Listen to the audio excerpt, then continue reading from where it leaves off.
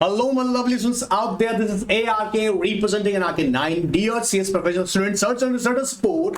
Secretary audit का last part कर रहा हूँ. सेक्रेटरी ऑडिट मतलब बुक का नहीं, चैप्टर का लास्ट पार्ट है. ठीक है, सेक्रेटरी ऑडिट के अंदर हम लोग सर्च एंड स्टेटस रिपोर्ट का लास्ट पार्ट डिस्कस कर रहे हैं.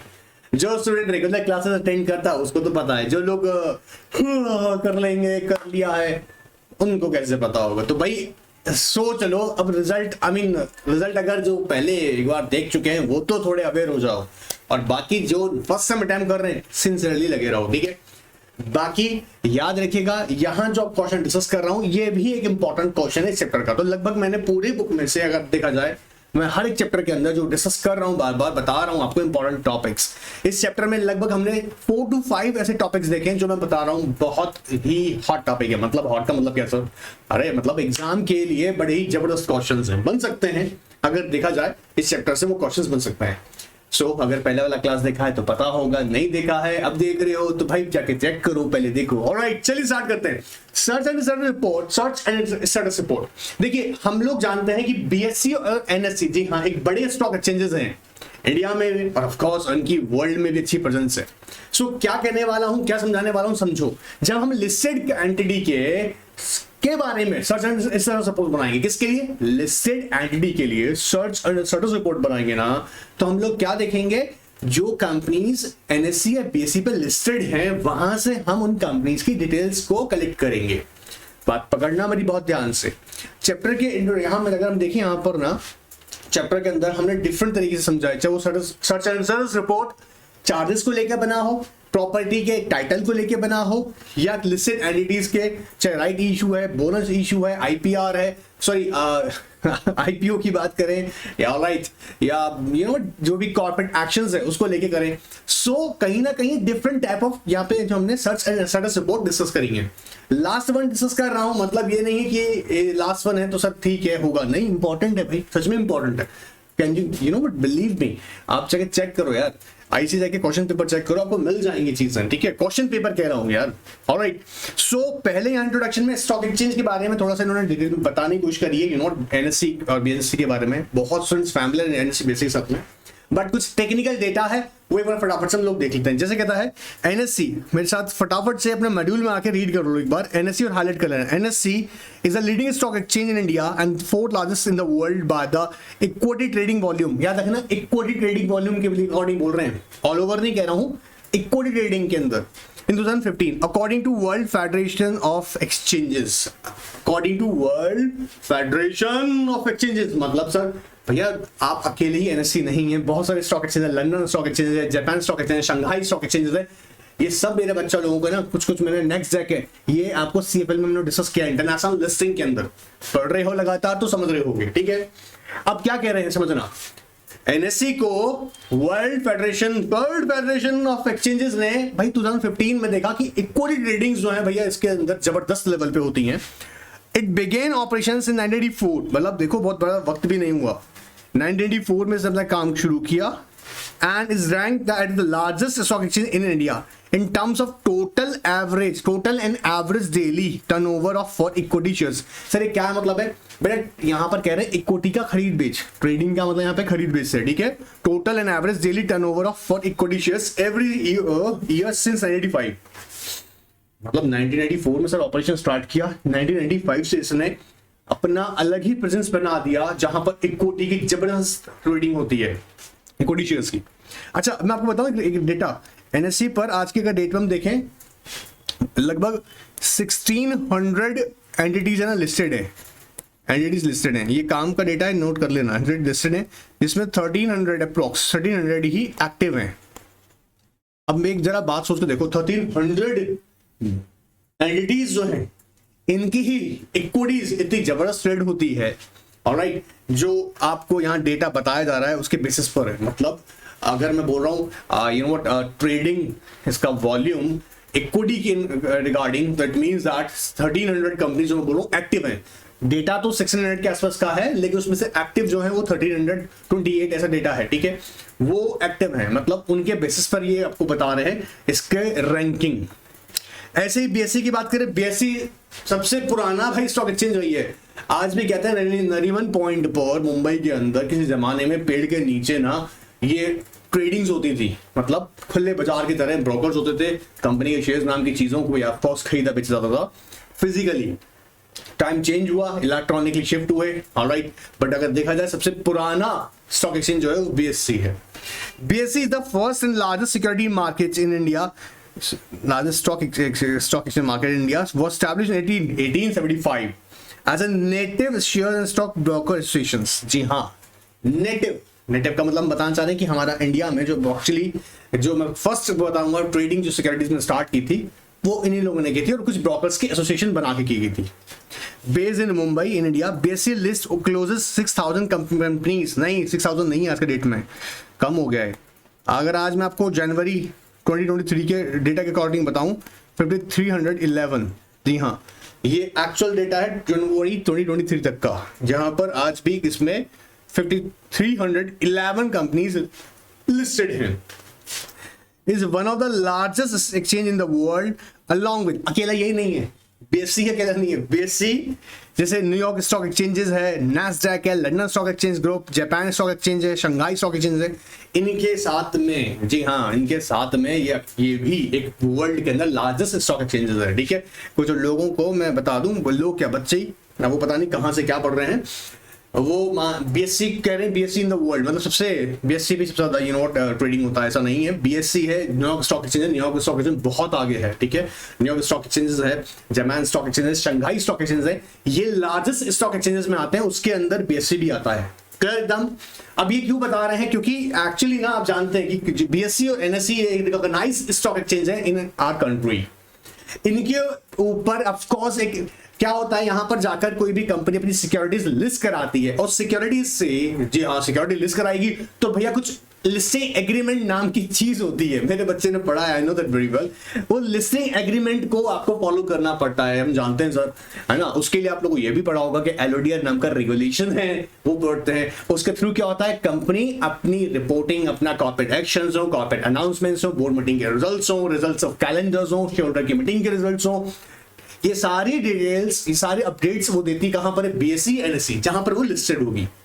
अब वहां से जब प्रोफेशनल उसके लिए सर्च एंड स्टेटस रिपोर्ट बनाएगा तो ऑफ कोर्स क्या करेगा, वहां से इंफॉर्मेशन कलेक्ट करेगा। अब जरा सोच के देखो, चार्ज क्रिएशन की बात की थी हमने, तो चार्ज क्रिएशन की डिटेल्स निकालनी थी हमको, वो पब्लिक डोमेन में अवेलेबल है। पब्लिक डोमेन में कहां गए थे आप लोग, एमसीए पे आपने चालान का पेमेंट किया, पेमेंट करने के बाद में आपको एसएस अलाउड हुआ, पब्लिक डॉक्यूमेंट्स जो आपने एसएस किए, जहां पे आप जानते हैं दो तरीके होते हैं, फ्री होते हैं, एक आपको पेमेंट करके ही एसेस कर सकते हैं, और एक होता है जो कि आप देख ही सकते हैं, सेक्शन 179 सेक्शन 3 के अंदर हमने डिस्कस किया था। So what I am saying, अब यहां पर भी हम क्या कर रहे हैं, उन एंटिटी जो लिस्टेड हैं उनके डिटेल्स हम लोग बीएससी एनएससी से ले रहे हैं। देखो, while preparing such and such report regarding stock exchanges, it is important for the professionals to conduct a diligence of the documents available in public domain on NSE and BSE websites in relation to the listed company, in relation to the listed companies। ठीक है sir, क्या करेंगे, देखिए steps वही रहेंगे, steps change नहीं होंगे। सबसे पहले आप क्या करेंगे, चेकलिस्ट प्रिपेयर करेंगे, फिर आप डॉक्यूमेंट्स को एनालाइज करेंगे केयरफुली, फिर वो वेरीफाई किया जाएगी, मतलब वेरीफाई का मतलब लीगलिटी, एंड फाइनली आप ड्राफ्ट करेंगे स्टेटस रिपोर्ट। चार बातें एज इट इज चल रही है, आपने देखा होगा अब तक, अगर आप क्लास अटेंड कर रहे हैं सारी, तो आप समझेंगे इस बात को कि प्रिपेयर किया आपने चेकलिस्ट। चेकलिस्ट का मतलब क्या होता है, किस किस इंफॉर्मेशन की मुझे रिक्वायरमेंट है मैं वो देखूंगा, जैसे to understand the company's business, listing details, board meeting, results calendar, corporate actions, financial results, shareholding data, pledge data, scheme of arrangements, etc. तो जो इंफॉर्मेशन मुझे चाहिए मैं पहले क्या करूंगा, प्रिपेयर द चेकलिस्ट। चेकलिस्ट का मतलब है मैं ये नोट कर लूंगा, जैसे एक देखो उनके लिए बता रहा हूँ जिनको अभी तक की बात समझ में नहीं आई है। आप सपोज करो आप मार्केट जा रहे हैं और आपको शॉपिंग करनी है, और बहुत सारा शॉपिंग कर रहे हैं आपको, ठीक है, आपके पेरेंट्स ने कहा कि बेटा ये सब कुछ लेके आना तुम्हें मार्केट से, तो आप क्या करते हो, जनरली लिस्ट बना लेते हो, हाँ लिस्ट बना दो ना, कि ताकि आपके लिए वो कन्वीनियंट रहेगा। तो कोई आपको पता है कि आप यहाँ पर इस केस के अंदर अगर हम बात करें सर्च एंड सर्च रिपोर्ट के अंदर, तो आप क्या कर रहे हैं, आप लिस्ट कर रहे हैं, प्रिपेयर कर रहे हैं चेकलिस्ट। चेकलिस्ट के अंदर वो इंफॉर्मेशन जो आपको नेसेसरी है आपके उस पर्टिकुलर डिसीजन को या ऑफ कोर्स एक रिपोर्ट को कंक्लूड करने के लिए। तो आप क्या करेंगे, चेकलिस्ट बनाएंगे। अब चेकलिस्ट जब हम लिस्टेड एंटिटी कॉन्टेक्स्ट में बोलेंगे, क्या क्या बोलेंगे कि बिजनेस कैसा है, उसका नेचर ऑफ बिजनेस क्या है, लिस्टिंग डिटेल्स देखेंगे, बोर्ड मीटिंग देखेंगे, रिजल्ट्स कैलेंडर है, फाइनेंशियल रिजल्ट्स हैं, ये सारे एस्पेक्ट्स हम लोग कवर करेंगे कहां पर, चेकलिस्ट के अंदर, तो हमने पहले नोट कर लिया। अब ये इंफॉर्मेशन हम कलेक्ट कर रहे हैं, कंपनी से भी लेंगे, ठीक है। अब बाकी हम लोग क्या करेंगे, पब्लिक डोमेन से कलेक्ट करेंगे। नेक्स्ट स्टेप में करेंगे एनालाइजिंग ऑल डॉक्यूमेंट्स केयरफुली। देखो, this activity is important to help to make analyse the nature of documents which available on public domain in respect of listing details है, corporate actions हैं। अब जब मैं बोल रहा हूं analysing the documents carefully, it means that collect the information from the which are available on public domain. Public domain का मतलब यहाँ पे क्या है, बीएससी एनएससी वेबसाइट पे जो अवेलेबल है, ठीक है। फिर कह दूं जो स्टूडेंट लोग एनआरके 9 का व्हाट्सएप से जुड़ा हुआ है, उनको तो पता है मेरे को कि उनको अपडेट मिलता रहता है।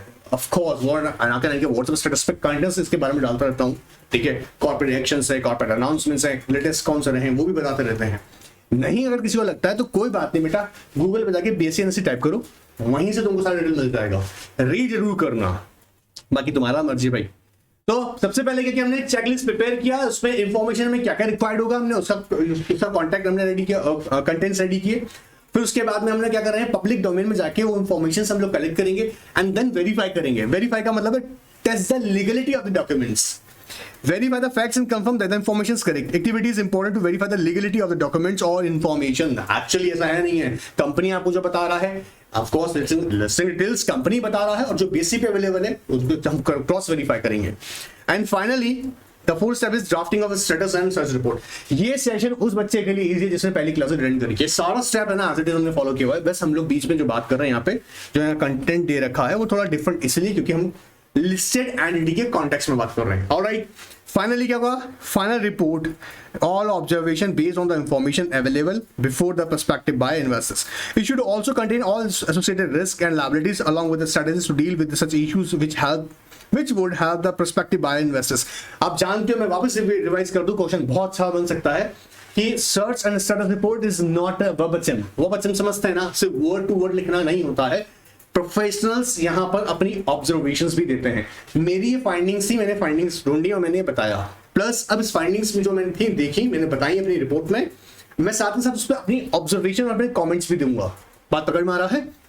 कुछ एक दो फॉर्मेट अभी सीखने वाले सेशन में। अच्छा, क्या क्या की डॉक्यूमेंट्स होंगे जब बीएससी एनएससी की वेबसाइट से कलेक्ट करेंगे, जैसे कॉर्पोरेट अनाउंसमेंट्स क्या क्या रहे, देखो कंपनी ने कॉर्पोरेट अनाउंसमेंट्स क्या किए हुए हैं। अरे भाई रुको, कॉर्पोरेट अनाउंसमेंट्स हैं, कॉर्पोरेट एक्शंस हैं, फाइनेंशियल रिजल्ट्स हैं। I hope corporate announcements basically talk about what, the dates बताने की बात कर रहे हैं। अनाउंसमेंट्स मतलब डेट्स। अब जो कॉर्पोरेट एक्शंस जो लिए गए हैं उनकी डेट्स की हम स्पेसिफिकली बात करते हैं, उसे बोलते हैं अनाउंसमेंट्स। जैसे एक्शन में क्या हो सकता है, कंपनी बोनस इशू ला रहा है, राइट इशू ला रहा है, ठीक है। कंपनी हम लोग जानता है ना बहुत सारी चीजें, मर्जर ला रहा है, अमलगमेशन ला रहा है, ये सब का सब क्या ला रहा है, कंपनी डिविडेंड इशू कर रहा है, हाँ कंपनी ने बोर्ड मीटिंग में कोई डिसीजन लिया हुआ है, वो सब के सब कॉर्पोरेट एक्शंस में बात कर रहे होते हैं। ऑलराइट, फाइनेंशियल रिजल्ट्स हैं कंपनी के, documents of board meeting, documents of general meeting मतलब शेयर होल्डर्स का मीटिंग होगा तो वोटिंग रिजल्ट्स क्या रहे हैं, result calendars, share holder pattern, promoters का कितना है, डायरेक्टर्स के पास कितना है, केम्पीज में भी कोई इन्वॉल्व है या कोई ऐसा शेयर होल्डर जो सिग्निफिकेंट बेनिफिशियल ऑनर है, सारी details. Corporate governance, disclosures, offer documents. Offer document आपको पहले क्या ड्राफ्ट ऑफर डॉक्यूमेंट चेक कर सकते हैं, फिर आप रेड हेरिंग है तो रेड हेरिंग चेक करेंगे, फाइनल ऑफर डॉक्यूमेंट्स हैं ये चेक करेंगे, information memorandum, qualified institutional placements करें तब स्कीम ऑफ अरेंजमेंट्स हैं, कम listed under direct listing, revocation अगर लिस्ट किया है और लेटर ऑन उसको रिवोक भी कर दिया गया, प्लस डेटा अगर आपने सिक्योरिटीज अपनी यहाँ कंपनी क्या करता है अपना सिक्योरिटी, प्रमोटर्स अपनी सिक्योरिटीज को प्लेस करके यू नॉट लोन्स ऑब्टेन करते हैं तो ऐसा कोई डेटा होगा ऑफकोर्स वो चेक करेंगे। Sustainability report, buyback redemptions, public notices, compulsory listing. Compulsory listing समझ आ रहा है ना, जब आरसी बाय ऑर्डर कहता है भाई तुम जब नॉन कंप्लायंसेस कर रहे हो विद द लिस्टिंग एग्रीमेंट्स तो इन सर्टेन केसेस आपको आरसी का ऑर्डर होता है कि आपको कंपल्सरी डिटेल्स किया जाएगा। एनीवेज अब समझना, ये जो की डॉक्यूमेंट्स हैं इसको वो प्रोफेशनल कलेक्ट करेगा, चेक करेगा और फिर अपनी रिपोर्ट प्रिपेयर करेगा। तो यहां पर जब हम बोल रहे थे ना अभी आपको, लो सब कुछ हो गया, समझ में आ रहा है, समझ में आ रहा है। ओके लेट मी चेक, नहीं सुधरा, right one more time, alright.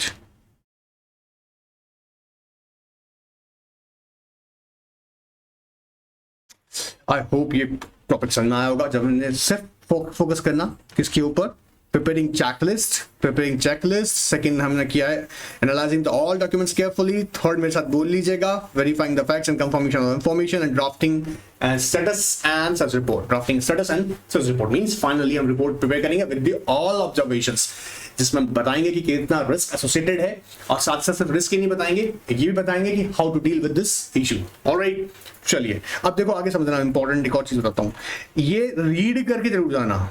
ये एक सैंपल फॉर्मेट दे रखा है यहां पर, सर्च एंड सर्च रिपोर्ट का सैंपल फॉर्मेट है, ठीक है। एग्जाम के पर्सपेक्टिव से ऐसा क्वेश्चन यहां नहीं पूछा जाएगा, और यहां पूछने का मतलब नहीं है बट आए या नहीं आए, ठीक है। हमको एक बार बेसिकली थोड़ा सा ना एक आइडिया लग जाएगा। जैसे अब यहां पर एक बार रीड अगर जरूर करो तुम इस पैराग्राफ को, कि प्रोफेसर्स अपने सर्च एंड सर्च रिपोर्ट में बेसिकली क्या ड्राफ्ट करते हैं लैंग्वेज को। We have carried out inspection on MC challan number 1, 2, 3 जो भी नंबर है यहाँ पर, डेटेड ऑन डेट जो भी रखा होगा specifically, of XYZ limited and hereinafter called का company XYZ limited, CIN number define किया हुआ है। We do hereby clarify and confirm that we have pursued the documents uploaded on the website of MCA under the provision companies 1956 and 2013 companies registered by the ROC on the basis of such parcel of documents available on the website of MCA. Hereby certify and confirm that company has compiled with the provision under the Companies Act 90 दोनों के लिए बात करेंगे 1956 to the previous और present में 2013 क्या है। अब तुमको याद होगा ना, हम लोगों ने ऊपर कई बार फॉर्मेट डिस्कस किया, मतलब चैप्टर में, कि कंपनी का नेम यहाँ पर होगा, कंपनी का सिन नंबर क्या है, रजिस्टर्ड ऑफिस का authorise capital, paid up capital, rate of information, ये जनरल हम डेटा हमारी रिपोर्ट में रखेंगे। फिर प्रेजेंट डायरेक्टर्स कौन है, डायरेक्टर्स की डिटेल देंगे। अच्छा, डायरेक्टर्स की डिटेल दे रहे हैं यहाँ पर, अभी फॉर्मेट में से बताते जा रहे हैं प्रेजेंट डायरेक्टर कौन है। पहले कंपनी डिटेल दे दिया, फिर हमने डायरेक्टर से डिटेल दे दिया। नंबर ऑफ शेयर होल्डर्स इन्होंने बताया 2 है। चार्ज क्रिएशन को लेके बता रहे हैं यहाँ पर, जैसे चार्ज क्रिएट हुआ है 17/7/2006 को, मॉडिफिकेशन में 21/8/2009 को हुआ मॉडिफिकेशन। नेचर कैसा है उसका, इक्विटेबल मॉर्गेज या mortgage of property bye deposit of title deeds and bank, इसमें SBI है। अमाउंट्स बताया हुआ है, टर्म एंड कंडीशन है, रेट ऑफ इंटरेस्ट है, मार्जिन रिपेमेंट सारी एस्पेक्ट दे रखी हैं। फिर यहाँ डेट ऑफ सेटिस्फेक्शन दे रखा है, 17 को क्रिएशन हुआ था और 21/12/2017 को लगभग जो पीरियड यहाँ देख रहे हैं हम लोग, उसमें ये डेट ऑफ सेटिस्फेक्शन मतलब पेमेंट कर दिया गया। Details of share holders, 2 share holders से A एंड B जिनकी शेयर होल्डिंग है 5,000 10 rupees each of face value. Alright, MCA portal पे जो डॉक्यूमेंट्स वेरीफाई किए, अब देखो यहाँ पे क्या कह रहा है तुमने, ये कुछ डेटा तुमने कंपनी से कलेक्ट किया होगा, ठीक है, कंपनी से कलेक्ट हो जाएगा। MC की वेबसाइट से भी आप निकाल सकते हैं क्योंकि सेम वेरीफाई किया होगा आपने। फिर आपने MC की वेबसाइट से कुछ डॉक्यूमेंट्स वेरीफाई भी किए होंगे, जैसे यहाँ पर ADD2 है, CSG4 है, MGT14 है, ठीक है। डेट ऑफ फाइलिंग यहाँ पे सेम मेंशन किया हुआ है। देन अदर फॉर्म्स हैं, नॉन फाइलिंग ऑफ फॉर्म्स दिया है, 12 नहीं डाला इन्होंने, MGT14 मतलब क्यों है नहीं है उसका पर्पस बता रहे हैं यहाँ पे साथ में, ठीक है। लोन ऑन अ कंपनी उसका डिटेल देंगे। Legal case pending on the company, अगर कोई स्पेसिफिकली केस कोई पेंडिंग है तो उसका डिटेल हम यहाँ पे मेंशन करेंगे, ठीक है। नाउ देखो समझो, ऐसे ट्रेडमार्क के लिए है तो एग्जाम के पर्सपेक्टिव से ऐसा क्वेश्चन मैं नहीं कह रहा हूं कि बनेगा। जैसे यहां आपको दे रखा है, देखो एक क्वेश्चन कि suppose a private bank is considering to advance to loan a private limited company, the said bank has requested to you to provide a certain support of that public limited company. Alright, पता नहीं क्या कहना चाह रहा है। Private sector bank is considering the advance loan to a private limited company, the said bank has requested to you to provide a certain support of that public limited company. Printing error होगा, मैं क्यों मजाक उड़ाऊं, ICSI का printing error है, ठीक है। वो public limited या प्राइवेट लिमिटेड जो भी है, कॉन्सेप्ट समझ में आना चाहिए। कंपनी की हमको रिपोर्ट बनाने के लिए कह रहा है।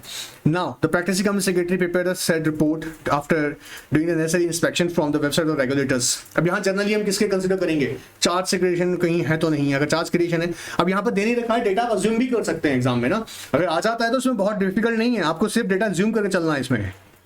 अगर कोई नया एग्जीक्यूटिव का बच्चा होता तो मैं जरूर मानता कि उसके लिए डिफिकल्ट था, नया स्टूडेंट है कोई एग्जीक्यूटिव का। आजकल तो फाउंड में है ना, EET के अंदर भी बहुत कुछ पढ़ा देते हैं, CSET के अंदर, मतलब बेसिक्स तो बता ही देते हैं, बहुत कुछ तो नहीं, बेसिक्स बता देते हैं। तो यहाँ अगर आ जाता है तो उम्मीद कर रहा हूँ कि अभी बेसिक्स आप रेडी कर सकते हैं कि कंपनी के बेसिक डिटेल्स हैं, डायरेक्टर्स हैं, जूम करना डेटा, नंबर ऑफ डायरेक्टर्स है। चार्ज क्रिएशन के लिए भी आप सिर्फ एक डेटा जूम करके दे सकते हैं, सेटिस्फेक्शन की बात कर सकते हैं। देन लोन अगर आता है, लोन है तो यहाँ पर हम वैसे बता सकते हैं, देखो यहाँ पर देखो As per the latest report of auditor of the company, it says that the following: the company is wholly owned subsidiary of ABC Private Limited, a company incorporated in India, and has taken advance जितना भी था amount from its holding company. And as per the AOC2, the loan from Mr. G director is 1 lakh rupees. ये उसका current हमने status बता दिया, ठीक है, ये बता दिया. अब ये इसका आप क्या सर ये माने कितना सा आंसर होगा? सी डिपेंड्स ऑन की क्वेश्चन अगर 2 मार्क्स का आया है, मैं फिर कह दूं जनरली ऐसा क्वेश्चन आते नहीं है, फिर भी आया है तो आप सिर्फ यही फॉर्मेट आप यहाँ पे इंफॉर्मेशन प्रोवाइड करेंगे. डिटेल क्वेश्चन है तो ऑफ कोर्स आप पूरा फॉर्मेट रेडी कर सकते हैं, बट फिर again again again I am telling you ऐसा डिटेल क्वेश्चन इस तरह का क्वेश्चन नहीं आएगा, बट पढ़ के जाने में कोई बुराई नहीं है, बहुत सिंपल फॉर्मेट था. ऑलराइट, तो ये चैप्टर ऑलमोस्ट खत्म हो चुका है, ऑलमोस्ट से खत्म ही हो गया है, ऑलमोस्ट से खत्म होगा, ठीक है. एंड कोई भी क्वेरी है किसी भी तरीके का तो आप बिल्कुल NRK9 के व्हाट्सएप पूछेगा. चैप्टर कंप्लीट होते जा रहे हैं, टेस्ट के लिए तैयार हो जाएगा, इसका टेस्ट करेंगे ताकि कंफर्म कर सकूं, मैं इंश्योर कर सकूं कि आपकी परफॉर्मेंस सही आ रही है. जहां गड़बड़ी होगी याद रखिएगा टेस्ट में आपको बताया जा रहा है, उसे इंप्रूव कीजिए, उसे ठीक कीजिएगा. Alright, goodbye, take care.